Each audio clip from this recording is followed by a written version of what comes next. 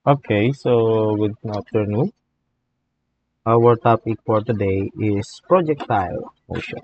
Okay, so projectile motion is the term we use to describe the motion of a particle traveling freely through the air. Okay, so imagine niyo yung, for example, meron kayong bato kapag itinotro natin on the other side. So, ang ginagawa natin parang pinapalobo natin or nagkakaroon ng curvature doon sa may taas. That is a projectile. Kapag bumaril tayo due to the gravity, hahataking konti ng gravity yung ating bullet, nagkakaroon ng pagbaba or the difference in terms of elevation. So, nagkakaroon ng projectile. There is a curvature in the motion.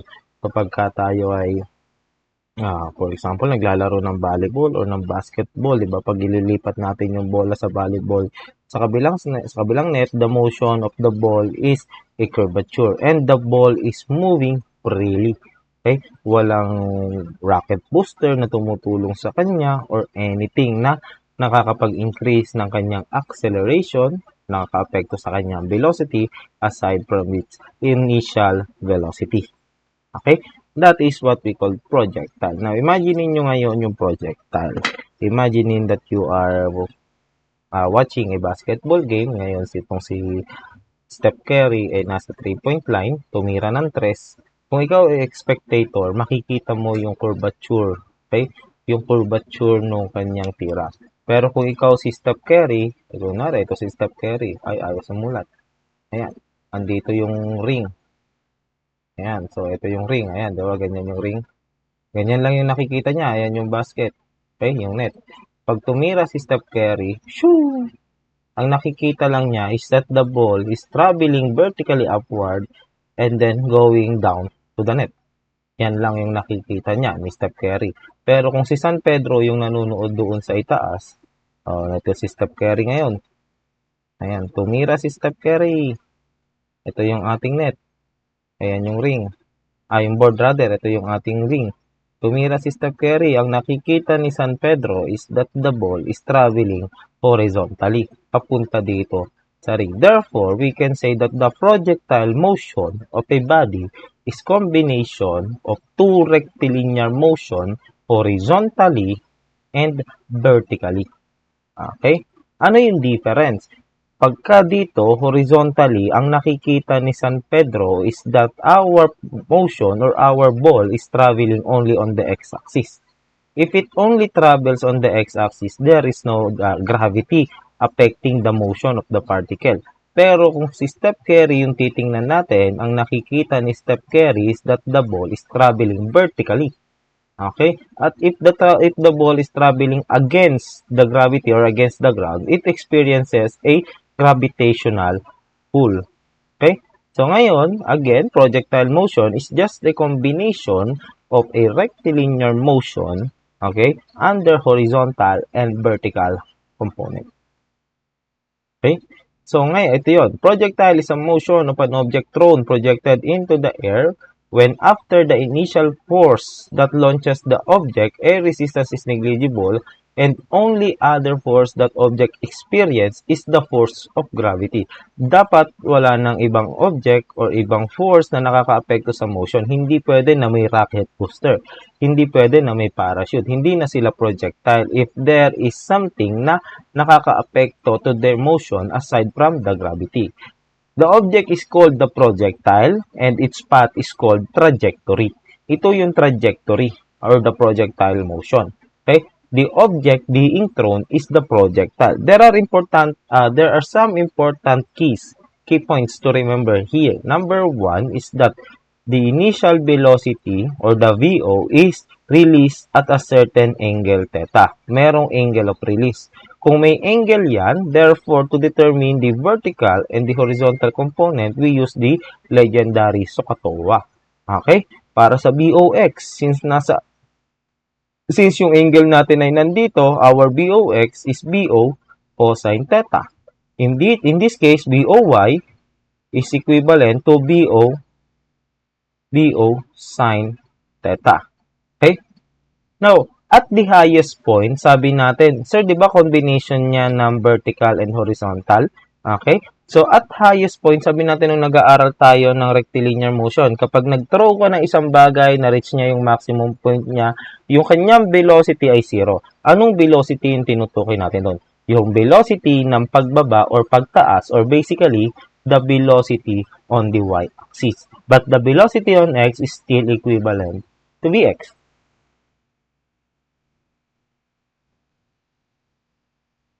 Okay? So, at the ground dito, sa ground na to, our final velocity is equal to the negative VOY or equal in magnitude but opposite in direction. Sa halip na pataas, pagdating dito, pababa. The problem kasi in the projectile is, for example, ito ang angle mo, theta. Pagdating mo dito, iba na. Dito, iba na ulit yung angle mo. Iba na dito, iba na yung angle ng velocity. Dito, iba na ulit. Pero the thing is, nagmi-mirror siya. Pag nag-draw ka ng horizontal dito, kung ano yung angle at this point, for example, yan din yung angle dito. Magkaiba lang ng direction. As long as horizontal line ito. Kaya pagdating dito, okay, our By is negative Voy. Now, here are some formulas na ginagamit. Or before that, pag-usapan muna natin yung mga general consideration. Theta is positive if the projectile is thrown directly upward and negative if directed downward. By is positive if directed upward and negative if downward. At any point D below the origin, the sign of Y is negative. Okay? Now, here are some formulas. Again, you have your BOX, BOY, importante yan. Now, at any given point, the x component of motion, Bx, is just equal to Box. Ang ibig sabihin lang nito is that the velocity along the horizontal axis of the projectile is constant. Or other terminology, other discussion is that the velocity or the horizontal component of velocity of a projectile is constant. The acceleration, okay, along the horizontal axis is 0. Walang acceleration dito kasi nga, the velocity is constant. Therefore, x is just equal to BOP. Okay? As for the y components, our acceleration is always negative gravity. Kagaya lang din ng ating mga bato na itinothrow upward. Negative yung gravity. Okay? So, here are some formulas. Familiar na ito sa inyo. Okay? And this one also, at the summit, again, our By is 0. Okay? And therefore, our velocity is just simply Bx. Bakit? Kasi velocity is the square root of By squared plus Bx squared. Kung 0 si By, therefore, the square root of Bx squared is just simply Vx. To determine the height, this is a derived formula. To determine the time at the highest point, this is the derived formula. Okay? At the ground level or at the same level of the initial release, our y is 0. The relationship between the velocities is this. Okay? The Vy is equivalent to negative Voy or the negative initial velocity on the y-axis. And V is equal also to Vo or the initial velocity. To determine the range is the maximum distance from this point up to this point. That is our range. This is our formula. To determine the time, this is our formula at the ground level. The problem here is, paano sir pag nasa baba? Kadalasan, ang solution, hinahati nila ito. Kinukuha yung angle dito, okay, using the velocity relationship, and then dito, another projectile hinahati. But, kaya hindi ko masyadong in-elaborate this formula is because this is only optional. Kung magaling ka magkabisado ng formula, why not? Gamitin mo. Pero, if ever na makakalimutin ka, ang sabi natin kanina, projectile, okay, is just the combination of vertical and horizontal motion.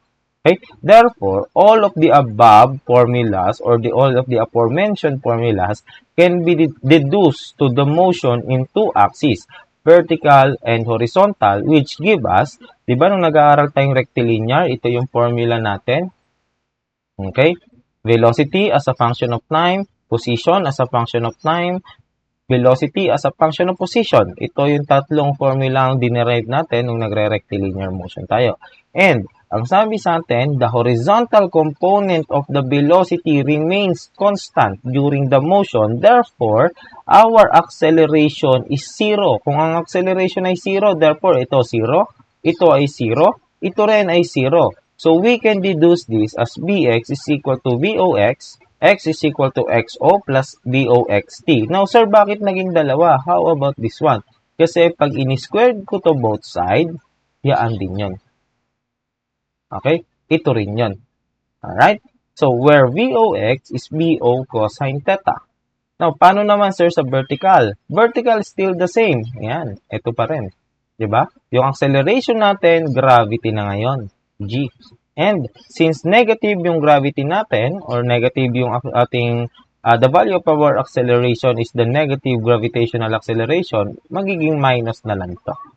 Okay? So, these are the formula. Now, take note of this. Pag itong formula yung ginamit mo, tingnan mong maigi. Huwag mo nang gamitin ito. Okay? Kapag ito yung ginamit mo, huwag mo na i-double check dito. Kasi actually, yung formula na to is galing yan din dito. Or we can determine yan using this 2. Okay, medyo mahaba lang yung solution. But you can determine that. You can determine this equation coming from this. So, ang sabi dito, only 2 of the following 3 equations can be used for the solution. For example, if the final velocity By is not needed, then the first and the third of this equation will not be useful. So, kung ang given, kung hinahanap daw sa atin, or hindi natin kailangan yung By, or walang By, hindi mo na pwedeng gamitin ito. Dito ka na lang. Do you follow? Okay, madalang na maging combination ito. Laging kadalasan ginagamit natin dyan, sa tatlong ito, is ito lang. Bakit? Dito may relationship ka na ng Y, dito meron ka ng relationship ng initial at ng final velocity, which is andito rin. Okay? So, itong dalawang formula na to is also the same as this one. Okay? Pag pinagsama ko itong dalawa, it is the same as this one. So, for example, ito. Dito kasi galing yan. Yung t na to, pag kinuha ko, this will be Vy minus Boy over negative G. Pag isinubstitute ko ito dito, this will be Y. Lipat ko yung YO sa kabila, minus YO is equivalent to VOY multiplied by our time, Vy minus VOY over negative G times, tama, wala na. Okay, then dito, 1/2 ng G multiplied by Vy minus VOY over negative G squared. Okay? So, ngayon, yung y minus yo ko, y minus yo, dito, pag in-expand ko, actually, yung negative g, since may square dito, pwede ko nang iangat dito yung negative g, papunta rito. Ayan, di ba? So, ito, matatanggal na to, mawawala na rin yan, mawawala na rin yan. Kasi dinala ko na dito. Okay? So, distribute ko to, we have here Boy, By, minus Boy squared, dito naman, minus 1/2 ng By squared, or this will be By squared minus, pag in-expand ko to, this will be 2 Boy, By minus Boy squared. Pag minultiply ko both side by 2, this will be negative 2G Y minus Yo. To multiply ko ng 2, this will be 2 Boy By minus 2 Boy squared. Ito ngayon, since minultiply ko to sa 2, mawawala na yung 1/2. This will just simply By squared minus 2 Boy By, lagay ko lang to dito sa baba, Boy squared. So, let me remove this one. Expand na nga pala natin. Okay? So, ngayon, meron akong 2 Boy By. May negative dito. Cancel. Ito naman, pag i-multiply ko, yung negative dito, magiging plus to. Tama? Okay? So, kung may plus, may minus, this will be negative 2G Y minus Yo equivalent to ito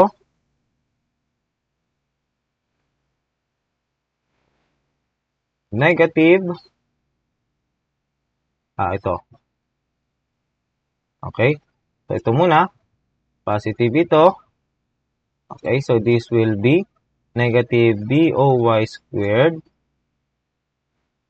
minus BY squared. Transpose mo dito, this will be now BOY squared minus 2GY minus YO equal to, let me check this. Bakit ba naging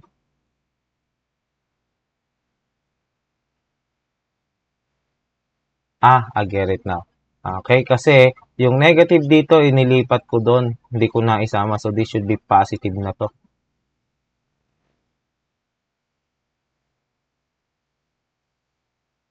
Tama na. Okay, so sign convention lang tayo. Pero dyan nanggaling yan. Ayoko na ulitin. Namali kasi ako nung paglipat dito. Okay, dot negative there. Okay, so hindi ko na-expand yan dito. Okay, so dapat ito magiging negative dito pag nililipat ko lang yung G. Ayan. So dito kasi ni-squared siya. So yeah. Alright, so yun lang. Dito lang nanggaling. Ibig sabihin pala, yung pangatlong formula is just the combination of the first two. Kaya, pag nagsosolve tayo, wag mo nang pag-isasama itong pangatlo kung gagamitin mo na yung dalawa. Ito na lang dalawa yung pagtuunan mo ng pansin. Okay? Now, there are important things to remember. Again, ito yon. At point O or the initial point ng ating projectile, we have here the components of our velocity at x and y. Ito yung kanilang mga formula, BO cosine theta and BO sine theta, provided that our theta is nasa tabi ng ating horizontal line. Okay, nandito, hindi nandito sa vertical. At the summit, BY is 0. At the ground level, y is 0, by is negative BOY, and the v is equal to the initial velocity. Those are the important. So, ang tatandaan nyo na lang is isang formula dito, dalawang formula dito. So, tatlo na. Ito is actually innate na sa inyo to. Dumadali na sa dugo. And ito na lang mga relationship na ito na kailangan nating tandaan. Okay? So, tatlong formula lang basically pang projectile motion. So, for the first problem, sabi dito, the ball is kicked from point A at an angle of 30 degrees with an initial velocity VA of 10 meters per second. Determine the maximum height and the range it reaches. The answer here is H is 1.27 and R is 8.83. Again, walang problema kung formula yung gagamitin mo. Pero ako, mas gusto ko na yun na lang equations of rectilinear motion yung gamitin ko. So, for this problem, dalawa yung tanong, H and R. So, unahin ko munang isolve yung H. Okay, pero before that, let us draw first the projectile. So, ito yung ating ground surface. Nag-throw ka ng projectile here. Ayan yung ating projectile. The initial velocity is 10 meters per second at an angle of what? 30 degrees. Okay? Ang tinatanong sa atin, BO, is ano daw yung height na to? H. And then yung range. Yung pinakamalayong narating on the horizontal. Okay? So, unahin natin for R, for H rather. So, kung H yung tinatanong, saan ko makikita si H? Wala yan sa horizontal motion. Nasa vertical motion yan. So, under the vertical motion, ito yung mga formulas na pwede kong gamitin. Sino yung may height? Itong pangalawa. Okay? Itong pangalawa, yung involve yung height. So, yan yung gagamitin natin. Sabi natin, y is equivalent to yo plus BOYT, YT, minus 1/2 GT squared. Okay? So, our y here is yung h na tinatanong sa atin. So, this will be h. Our initial y is this, the initial point, 0, plus, okay? Our initial velocity is 10 sine 30 degrees multiplied by the time t minus 1/2 ng our velocity is 9.81 meters per second squared multiplied by t squared. Unfortunately, unknown sa atin yung time t. We can further simplify this as 5t minus 981 over 2 is 4.905 t squared. Okay? Again, unknown yung t. How do we solve for t? Sabi natin, dito sa summit na yan, sa pinakataas, by is 0. Okay? If by is 0, we can use the first equation. Sabi natin sa first equation. So, at summit, by is 0. Sa first equation ng ating vertical motion, by is equal to boy plus, minus gt. Okay? Kung 0 ito, therefore this is 0. Our BOY is 10 sine 30 degrees minus 9.81 t. Here we can now solve for t as 0.510 seconds. If the time is 0.51 seconds, therefore the maximum height is 1.274 meters. Okay? So, ganun kadali. Actually, kapag ito lang yung gagamitin mo. Pwede ka namang gumamit ng formula. Sabi natin, di ba, yung formula, ito lang din naman yung formula dyan. Our t is do sine theta over negative g. Di ba? Positive g. Kasi pag tinranspose mo. Okay? Yan daw yung formula. So, CH naman, substitute mo lang din dito. Di ba? Made-derive mo din naman yung formula here. Yung formula naman is something like this. Y is equal to d sine theta t minus actually 1/2 gt squared yata. And then actually, sinubstitute nila yung time na yan dito to further simplify din. So, ganun lang din naman. Okay? Ginawa lang komplikado ng formula. Pero kahit gumamit ka ng formula, pareho lang yung magiging resulta. Ako, personally kasi, hindi rin ako pala gamit ng formula dito. Okay? Para naman doon sa range, horizontal axis naman. Okay? Considering horizontal motion tayo.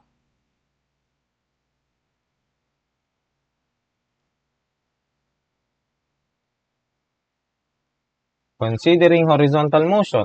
So, our range is this one, from this point to this point. So, yan naman yung motion na i-consider natin. From this point to this point. So, considering that motion, we have, isa lang naman yung formula natin, that is XO plus BOX T. Or that is just simply X is equal to XO. Ano nga ulit yung BOX? BO cosine theta times T. Okay, ano yung initial height? Range pala to. So, ano yung initial range? Diba, this one is 0. Nanggaling tayo dito sa simula. So, we assume this is 0. And our final x, or the final position along the horizontal, is r. R now is BO cosine theta times t. So, substitute natin yung value ng BO. So, our BO, according to the problem, is 10 meters per second cosine 30 degrees multiplied by t, or r is 5 square root of 3t. Ang problema dito, meron na naman tayong time. So, how do we determine the time from this point up to this point? Okay? Again, from the time from this point up to this point, how do we determine? By using the vertical motion. So, considering the vertical motion, di ka naman na pwedeng mag-consider pa ng horizontal motion kasi isa lang yung formula for horizontal motion. So, wala nang iba. Vertical motion na lang. So, pag vertical motion, ano ba yung alam natin dito? Alam natin dito, yung height dito. Alam natin yung height dito. Ano yung velocity at this point since naka-horizontal sila? Yung velocity at this point, B dito, By, is equivalent sa negative BOY. Okay? So, therefore, we have the velocity, we have the position. Okay? So, pwede kong gawin kahit ito na lang siguro, y is equal to yo. Okay? Plus doyt, kasi may initial velocity naman ako, minus 1/2 gt squared. 1/2 gt squared. So, our y, sabi natin, that is 0. Our yo is also 0. Plus, our boy is 10 sine 30 degrees multiplied by time t minus 1/2 ng 9.81 multiplied by t squared. Since 0, 0 ito, pwede kong ilipat or pwede ko nang directly isolve si t. T is now 1.019 second, which is basically, pag i-multiply ko to sa 2 without rounding off, yan din yung ibibigay sa atin. Okay? 1.019 or 1.02. Pareho lang din. Without rounding off, ito rin yan. Okay? Kasi ang sabi nga sa atin sa projectile, walang ibang force na nakaka-apekto sa motion niya. Therefore, kung ito ay horizontal axis or horizontal plane, yung time na tinravel niya mula dito hanggang dito is also the same time na itatravel niya mula dito sa highest point up to this point. Kung hindi ka pa sigurado, you can further check this sa BO is equal to BOY, okay, minus GT. Okay? So, our BO, BOY equal yan. Therefore, basically, 0 over G, walang makukuha. K at B dito. Okay? Negative. Hindi pwede rito, no? Walang value makukuha kasi maka-cancel out. Okay? If now time is 1.019, therefore our R is back substitute lang natin to dito. We have 8.828 meters. Again, kung nasa horizontal plane, kagaya nito yung projectile motion natin. Okay? So, yung time required for the particle to go from here up to the highest point is also the time required from him to go down at this point, the highest point, to the ground level. Assuming again na same level. Kapag ang projectile mo is pa ganito, for example, tinrow mo sa taas ng building, tas pa ganyan. Okay? Hindi na pareho yung time papunta dito. Hindi na yan. Meron ka ng T1 dyan. At meron ka na ring T2 dito. Hindi na yan equal. Pero yung time, mula dito, hanggang dito, hanggang sa point na yan, that is also T1. Okay? So, ganun yung properties ng projectile. Okay? Let's proceed with the next one. Sabi dito, a projectile is fired with an initial velocity VA of 150 meters per second off the roof of the building. Determine the range R where it strikes at B. Sorry, tapos na pala. So, ang tanong lang sa atin dito is ano yung range from the initial point or point A up to point B. The initial velocity is 150 meters per second. So, again, we have here the illustration. So, what we can do here is to deduce or dissect our motion into vertical and horizontal. Unahin natin yung vertical motion. Vertical motion from point A to point B. Okay? So, it is the initial height of the particle. Okay? So, nandito yung initial position niya. So, ano yung initial position ng particle? We can say this is either 0 or negative 150. Depende kung nasaan yung reference. In this case, our reference is nandito sa point na to. Okay? Therefore, we can say that our initial position, YO, is equal to 0. Therefore, our Y at point B is equivalent sa negative 150 meters. Meron na tayong isang alam. Since meron kang initial velocity na 150 meters per second, may slope yung projectile, makukuha mo yung BY mo.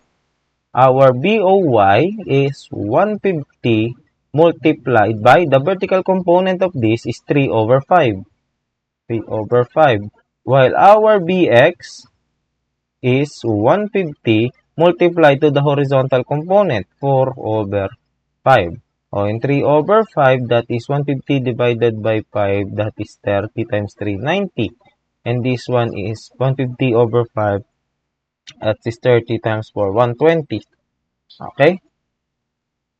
So, yeah, kompleto na natin yung given. So, vertical motion tayo. Since meron tayong dalawang position, we can use this. Y is equal to YO plus BOYT minus 1/2 GT squared.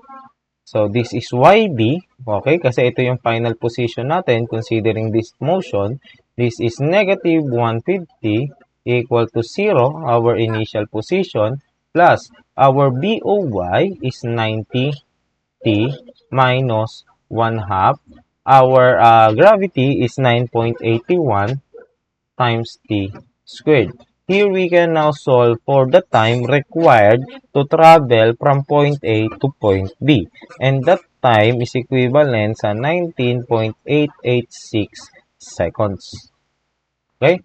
Now, considering naman yung ating horizontal motion,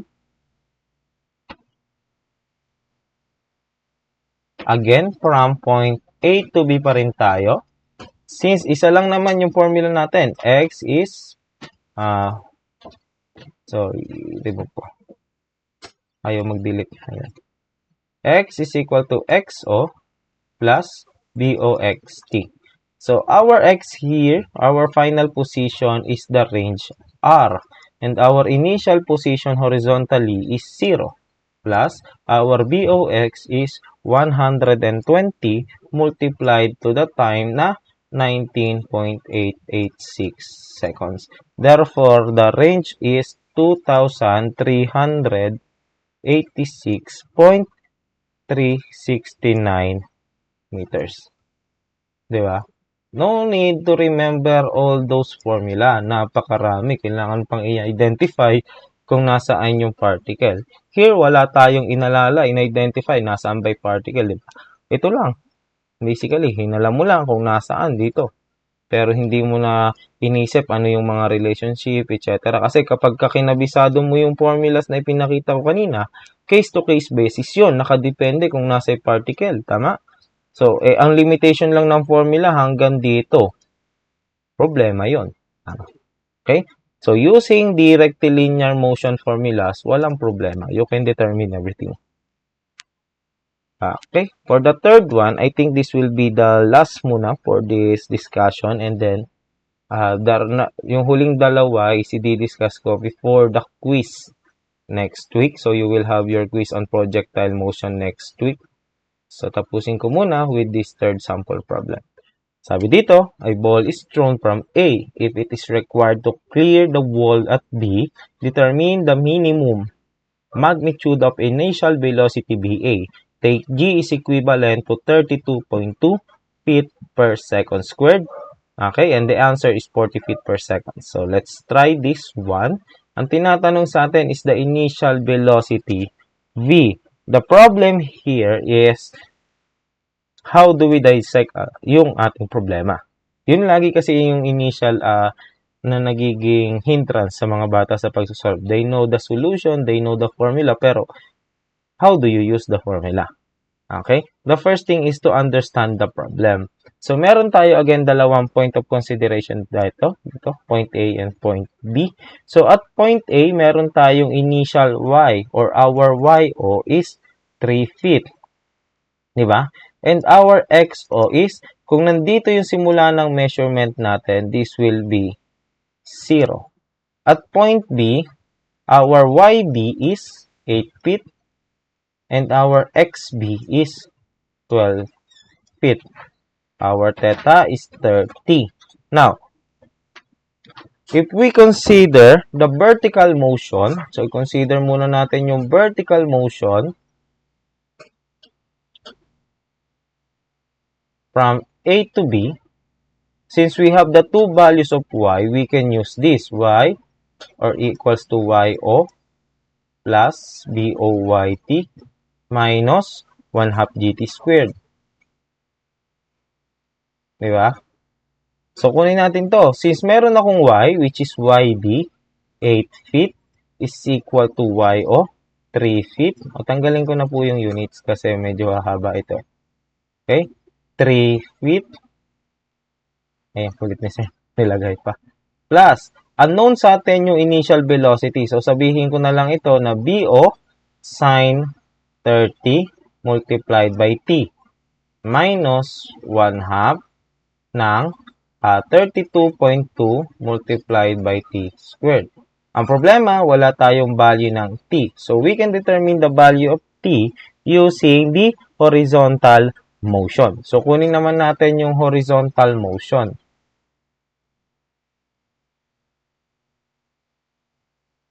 From A to B. Okay? So, from A to B, our horizontal motion, isa lang yan. X is equal to XO plus BOX T. So, our X is yung point B natin, which is 12 feet, equivalent to XO na 0.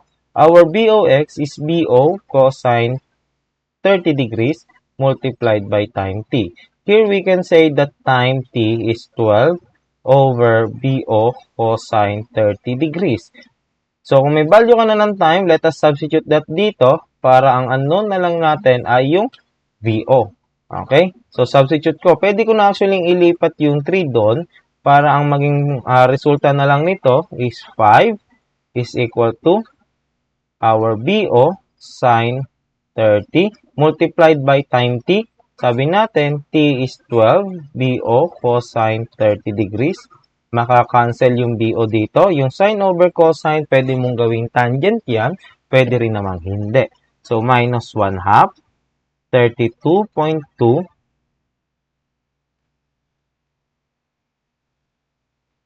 multiplied by our time na 12 over BO cosine 30 degrees squared. Here, kapag ka nag-shift solve tayo, provided na meron kang initial assumption, you will get BO equivalent to 40.039 feet per seconds. Kapag ka merong square na ganito yung ating isi-shift solve, make sure na maglagay kayo ng initial assumption. Okay, pwede kayong mag-start ng 10 or 100 para ma-avoid natin yung result na 0. So, this is now the problem, the answer for this problem. Again, wala tayong masyadong ginamit na panibagong formula. Yung mga formula lang na alam na natin initially. Alright? So, the question lagi is kailan gagamitin yung formula or the other question pala, actually na-answer ko na yun. The other question is kailan mo uunahin si vertical and si horizontal. There is no exact answer to that, pero ang ginagawa ko lagi is to solve for the two motions. Tatlo lang naman yung formula na lagi nating ginagamit. Yung isang pang formula is yung B is equal to BY is equal to BOY minus GT. Tatlo lang naman yan. So, kung tatlo naman yung formula mo, therefore, kaya mong mag-solve ng tatlong unknowns. So, kahit alin yung unahin mo dyan. Kumbaga, kung nag-i-statics kayo na ang formula nyo ay summation forces vertical, summation forces horizontal, summation moment, dito kay projectile motion, ito yung tatlong formula na yon. Okay? VO ito, at saka ito. So, yun lang naman, di ba? Alright, so that would be all. Again, we have a seat work for today. Pakisagutan ito. Long band paper pa rin. Long band paper with a margin pa rin. 0.5 on all sides. May border. Pakisulat, handwritten. Pakidrawing yung figure. Okay, so the question here is, as shown in the figure, a projectile of weight W is fired from A at an angle of 90 degrees from the inclined plane. So, 90 degrees daw mula dito sa inclined plane. Okay? Given yung slope ng inclined plane, it lands at a distance of 70 meters. So, nagland daw ng distance niya ay 70 meter along the vertical or along the inclined plane. From A as measured along the inclined plane, determine the time the projectile reaches the inclined plane. So, hanapin nyo raw yung time at this point. Okay? So, that is your sheet work for today. Submit it next week. That would be all. God bless.